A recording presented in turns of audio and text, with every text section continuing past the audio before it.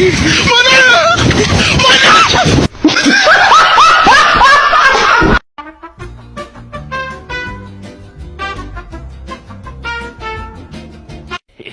boy.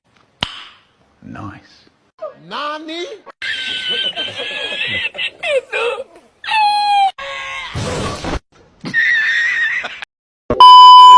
Assalamualaikum warahmatullahi wabarakatuh. Izin memperkenalkan diri, nama saya Putri dari Program Studi Pendidikan Bahasa Indonesia dengan MPM 2588201002. Di sini saya akan membuat pidato persuasif dengan judul Etika Komunikasi dalam Kehidupan Sehari-hari untuk memenuhi tugas ujian akhir semester ganjil mata kuliah retorika. Baik, yang pertama adalah pendahuluan. Hadirin yang saya hormati, pernahkah kita merasa tersinggung oleh kata-kata orang lain atau justru tanpa sadar menyakiti perasaan seseorang lewat ucapan kita sendiri? Dalam kehidupan sehari-hari, komunikasi adalah jembatan utama dalam menjalin hubungan dengan sesama. Saya berdiri di sini bukan hanya sebagai pembicara, tetapi sebagai bagian dari masyarakat yang sama-sama belajar memahami pentingnya etika dalam berkomunikasi. Etika komunikasi bukan sekadar sopan santun, melainkan cerminan karakter dan kepribadian kita sebagai manusia yang beradab. Ada isi. Hadirin sekalian, secara logis atau logos, komunikasi yang baik dan beretika akan menciptakan hubungan sosial yang harmonis. Ketika kita berbicara dengan bahasa yang santun, jelas, dan sesuai konteks, pesan dapat diterima dengan tepat dan konflik dapat diminimalkan.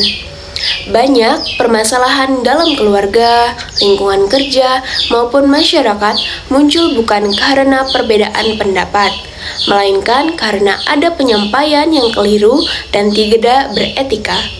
Dari sisi emosional atau patos, bayangkan bagaimana perasaan seseorang ketika dihargai melalui kata-kata yang lembut dan penuh empati.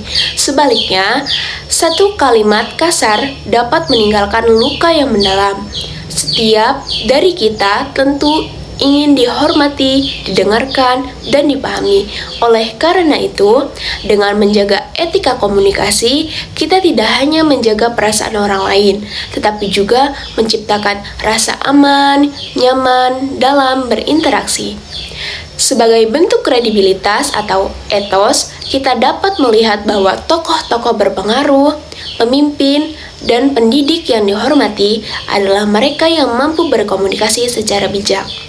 Mereka tidak hanya berbicara untuk didengar, tetapi berbicara untuk dipahami.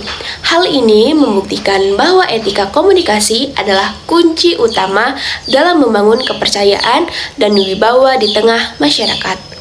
Oleh sebab itu, mari kita mulai dari hal sederhana, berpikir sebelum berbicara, menggunakan bahasa yang santun, mendengarkan dengan penuh perhatian, serta menghargai perbedaan pendapat. Dengan langkah kecil ini, dampak besar akan tercipta dalam kehidupan sosial kita. Terakhir ada penutup. Hadirin yang berbahagia, etika komunikasi adalah pondasi terciptanya kehidupan yang harmonis. Melalui kata-kata yang baik, sikap yang santun, dan niat yang tulus, kita mampu membangun hubungan yang sehat dan bermakna. Mari kita jadikan komunikasi yang beretika sebagai kebiasaan, bukan sekedar kewajiban. Karena pada akhirnya, cara kita berbicara mencerminkan siapa diri kita sebenarnya. Mungkin cukup sekian tugas video dari saya. Terima kasih atas perhatiannya. Saya akhiri. Wassalamualaikum warahmatullahi wabarakatuh.